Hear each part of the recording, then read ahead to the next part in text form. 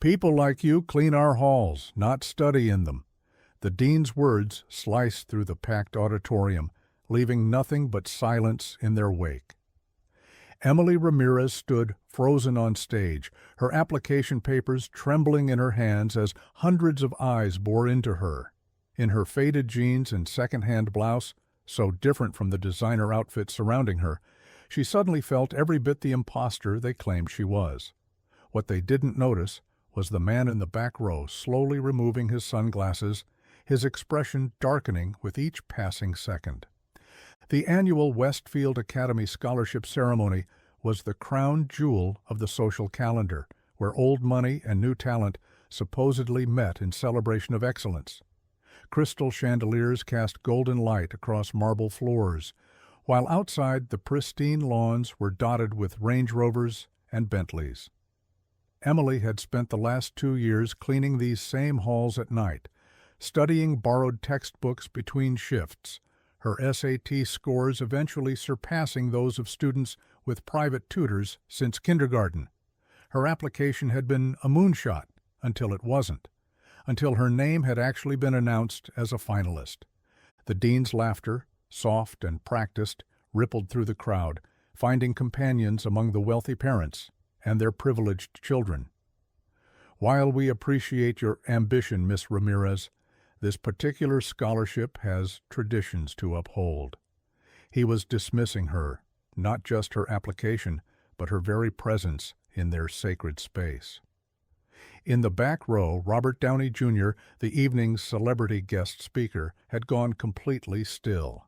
The Academy had invited him to enhance their prestige, not to witness their prejudice. Their mistake would cost them everything. Emily stood motionless, the dean's words hanging in the air like a physical barrier between her and everything she'd worked for.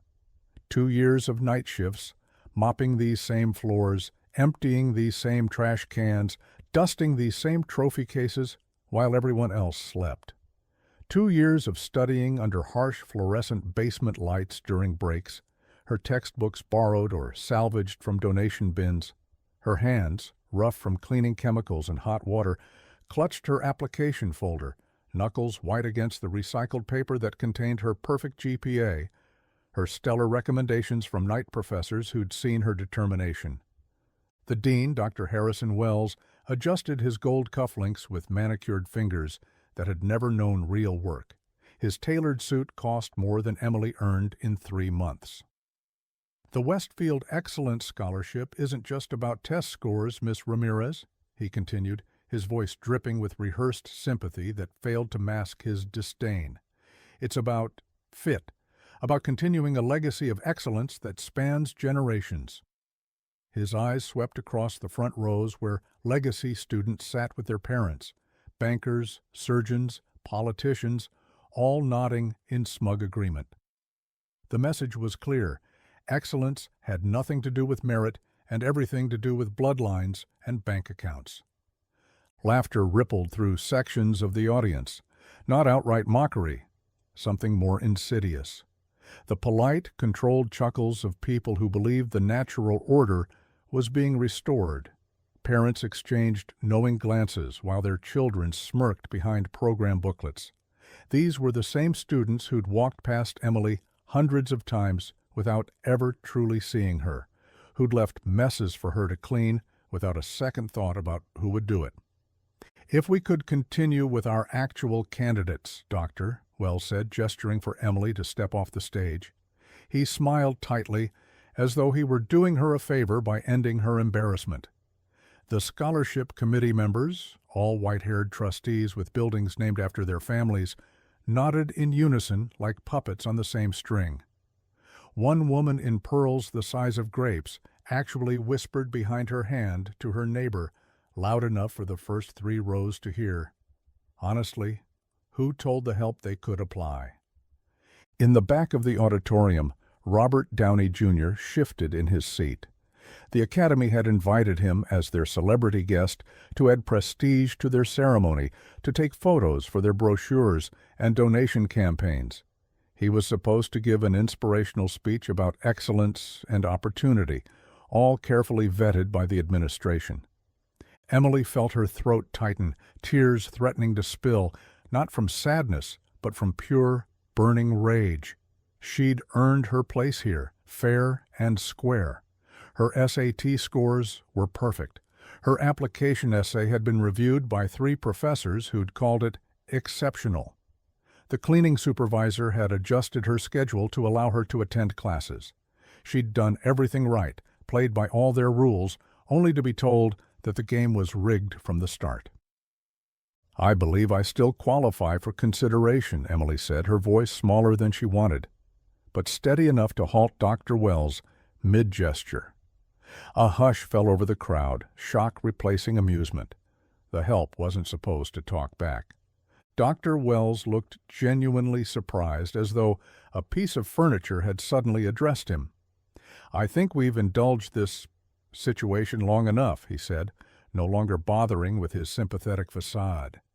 "Security, please show Miss Ramirez back to wherever she's supposed to be." 2 men in blazers began moving toward the stage. In the back row, Robert Downey Jr. removed his sunglasses completely and sat forward. His publicist, sensing his changing mood, placed a cautionary hand on his arm, a hand he immediately shrugged off. The evening's carefully scripted proceedings were about to go dramatically off-book. The actor had spent most of his life in the spotlight, including his very public falls and redemptions. He recognized authentic struggle when he saw it. The security guards approached the stage with practiced indifference, their movements unhurried yet deliberate. One reached for Emily's elbow, his fingers almost touching her sleeve, when her voice cut through the tension. "I have a right to be considered." Emily's words were louder now, her spine straightening with each syllable. "The application guidelines state that any student with a GPA above 3.8 and demonstrable financial need qualifies for consideration." She held up her folder. "I have a 4.0. I've maintained it while working 40 hours a week. Every professor who's written my recommendation is in this room right now." Dr. Wells's smile tightened until it resembled a grimace. The security guard's hand hovered, uncertain, as the dean gave a subtle head shake. "Not now, not with everyone watching." "Miss Ramirez," he said, voice hardening beneath its veneer of patience, "there are unwritten qualifications that every serious applicant understands. This scholarship has historically gone to students who will represent Westfield's traditional values, students with the right connections, the right background, the right future." His emphasis made it clear she had none of these things. In the 3rd row, a student with a lacrosse jacket and a family name etched on a campus building snickered to his friends. "My father says they just let her apply so they can check their diversity box," he stage whispered. His friend replied just as audibly, "What's she going to do with a degree anyway? Her kind always end up back where they started." Their laughter rippled outward, finding pockets of agreement throughout the auditorium. A board member's wife clucked her tongue sympathetically. "It's almost cruel to give them false hope," she murmured to her husband. "They're simply not equipped for this environment." Emily felt her cheeks burning, mortification threatening to overcome her anger. The security guards stepped closer. Her moment of defiance was collapsing under the weight of generations of entitlement and prejudice. "Excuse me." The voice from the back of the auditorium was quiet, but carried an unmistakable gravity that immediately silenced the room. "I have a question." Robert Downey Jr. stood, removing his suit jacket and draping it over his chair with deliberate slowness. He began walking down the center aisle, his steps unhurried yet purposeful. The audience stirred, whispers of recognition spreading like wildfire. Phone cameras appeared despite the strict no photography policy. "Mr. Downey," Dr. Wells said, his tone shifting instantly to warm reverence. "We haven't reached the guest speaker portion of our program yet, but of course we're honored." "Yeah, I'm not really feeling the prepared remarks at the moment." Robert continued his approach, his eyes never leaving Emily's. I'm more interested in understanding something. The young woman mentioned qualification guidelines. He gestured toward Emily. She seems to think she meets them. You seem to think there's some fine print she missed. Dr. Wells cleared his throat, suddenly aware of the hundreds of phones potentially recording his every word. Mr. Downey, I assure you this is a minor administrative issue that doesn't require— See, that's where you're wrong. Robert reached the front row, stopping to lean against the stage, casual yet commanding. When someone works this hard, shows this much determination, and still gets told they don't belong, that's not minor. That's the whole ballgame right there. A nervous titter ran through the audience. This wasn't the light-hearted celebrity appearance they'd expected.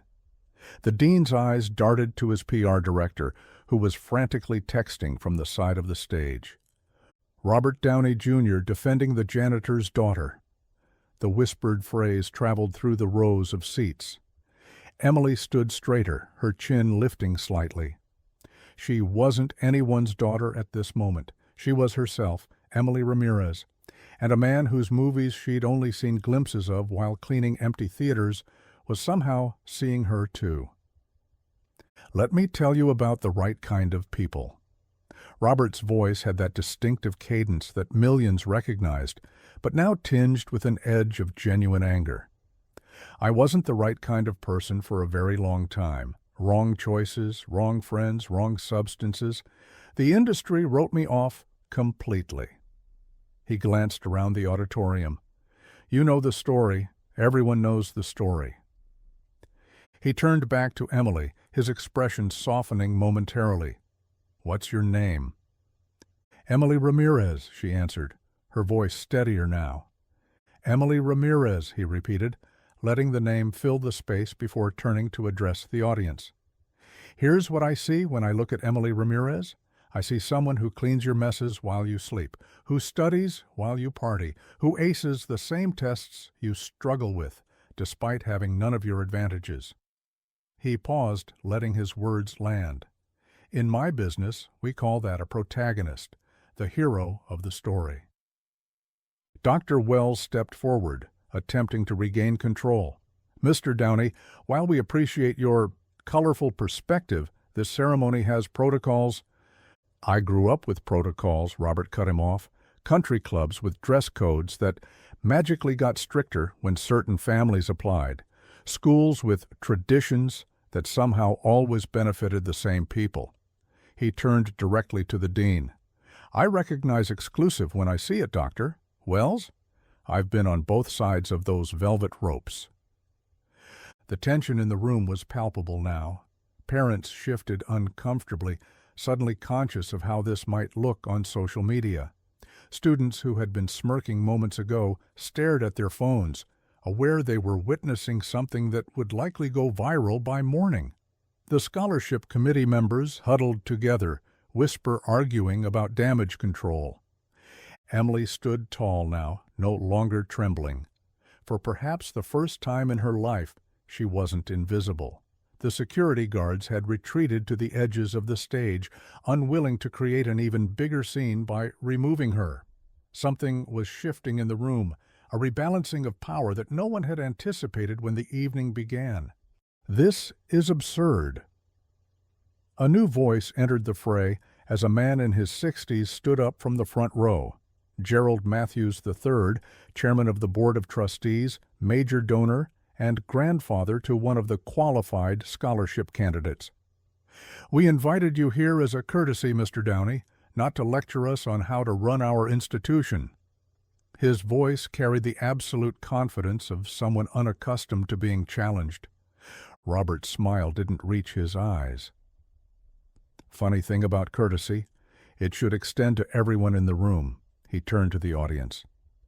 You know, before I came here today, I read about Westfield's founding principles. Merit above all else. That's what your original charter states. Not connections, not legacy, merit. Matthews scoffed.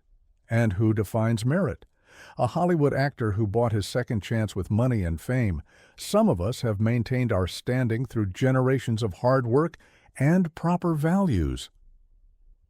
Let's talk about hard work. Robert gestured toward Emily. Miss Ramirez, how many hours do you work each week while maintaining your perfect GPA? Emily swallowed, finding her voice.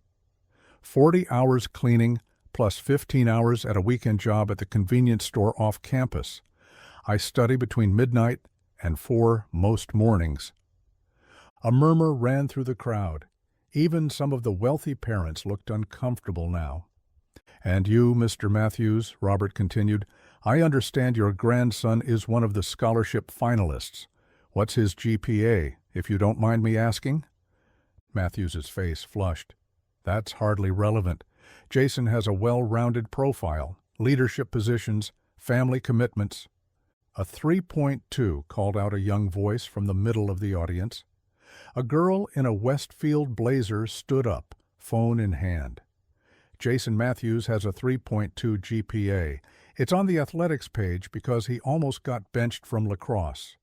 She looked around, gaining courage. I'm on the student paper. We get access to these records. The auditorium erupted in a chaos of whispers and exclamations. Dr. Wells rushed to the microphone, desperately trying to regain control. This is highly inappropriate. Student records are confidential, and this ceremony is meant to celebrate excellence, not— That's exactly what we should be doing, Robert interrupted, his voice cutting through the chaos.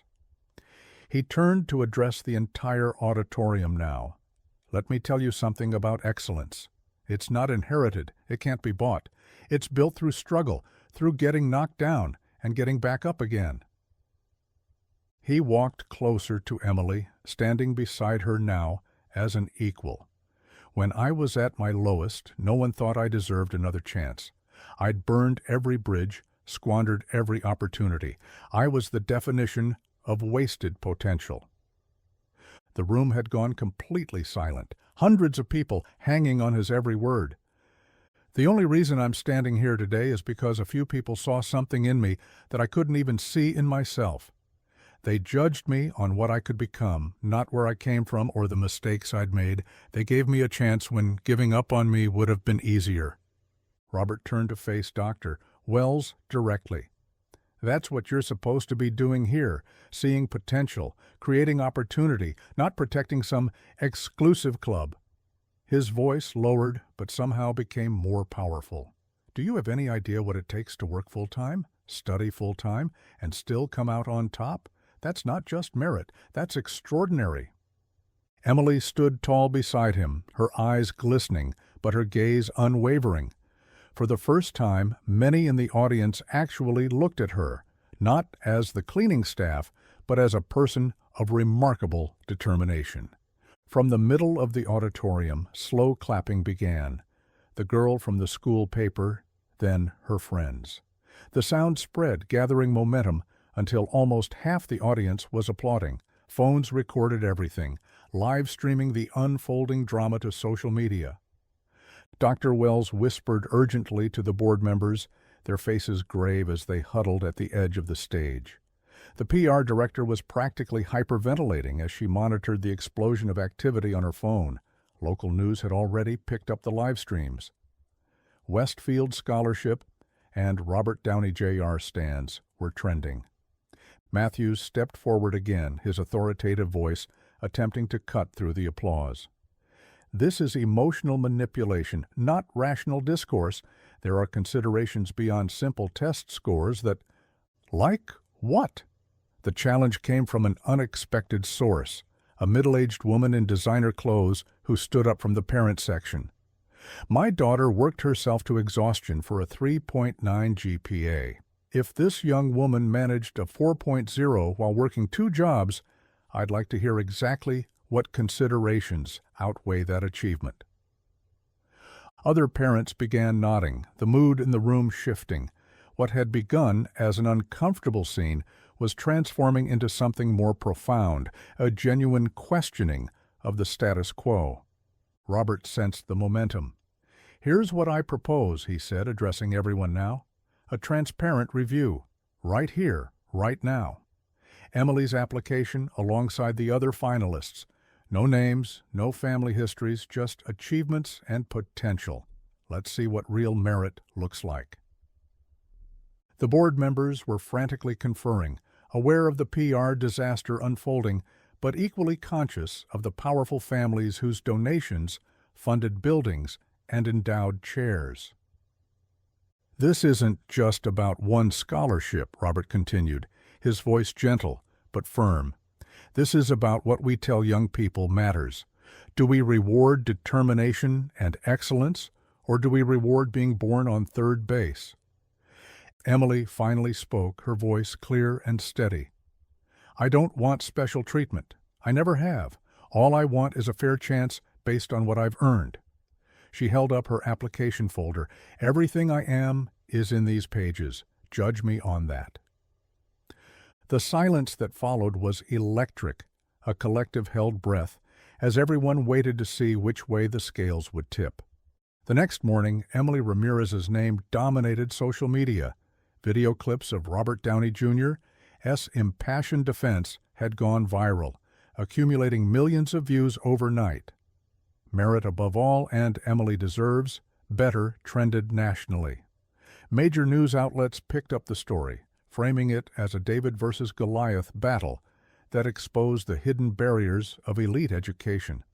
Dr. Wells sat in his office, blinds drawn, staring at his computer screen in disbelief. Emails flooded his inbox from alumni, donors, educational organizations, and media outlets. The Board of Trustees had called an emergency meeting. The PR disaster was complete when the New York Times published an op-ed titled "The Cleaning Lady's Daughter and the Broken Promise of Meritocracy." Outside his window, students gathered on the quad, many holding handmade signs, 4.0 greater than legacy, and if Emily can't make it, none of us can. The peaceful demonstration had attracted local news vans and more social media attention. Several professors stood among the students, a silent endorsement of their protest.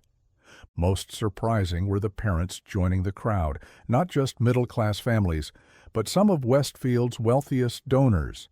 The woman who had spoken up at the ceremony had given interviews saying, "If excellence isn't rewarded, what are we teaching our children?" Robert Downey Jr. S. publicist had been fielding calls nonstop. The actor's stance had resonated across the political spectrum, conservatives praising his defense of merit and hard work, progressives celebrating his challenge to entrenched privilege. His Instagram post, a simple statement reading, "Merit above all." Emily Ramirez had become his most engaged content ever. Emily herself had awakened to find reporters outside her small apartment. Her phone had crashed from notification overload. Scholarship offers from other institutions poured in. A GoFundMe started by Westfield students had raised over $50,000 in less than 24 hours. For the first time in years, she called in sick to her cleaning job. By noon, Westfield Academy released a statement. "After careful consideration, we are implementing a transparent review of our scholarship selection process. We remain committed to excellence and equal opportunity for all qualified students." The carefully worded press release didn't mention Emily by name, but everyone knew. The board's emergency meeting stretched into its fourth hour when Robert Downey Jr.'s team delivered another bombshell. He was establishing the Merit Above All Scholarship at Westfield, a full-ride grant specifically for working students with exceptional academic achievements. The only condition: the selection committee must include student representatives and faculty, not just administrators and board members. 3 weeks later, Emily stood on the same stage, this time dressed in a new blue dress she'd purchased for the occasion. The auditorium was even more packed than before, with national media present and live streams running. She accepted not only the original scholarship, but was named the first recipient of the newly established Downey Merit Scholarship. Dr. Wells, looking notably more humble, shook her hand for the cameras. The board chairman stood nearby, his grandson conspicuously absent from the ceremony. The new selection process had been made public, blind reviews, standardized criteria, and a diverse committee that included faculty and student representatives. Robert Downey Jr. watched from the audience this time, declining to take the spotlight. In his social media post later that day, he wrote, "Today wasn't about celebrity intervention. It was about a system recognizing its flaws and choosing to be better." Emily Ramirez earned this through years of determination that most of us can only imagine. Emily's acceptance speech was brief but powerful. "My mother taught me that honest work, no matter what kind, has dignity. She cleaned offices her whole life, so I could have opportunities she never did. This scholarship isn't just for me. It's for every student who's been told that where they come from matters more than where they're going. Excellence doesn't care about your last name or your bank account. Excellence only asks, how hard are you willing to work for your dreams?" As she finished speaking, everyone in the auditorium rose to their feet, a standing ovation for merit, finally recognized.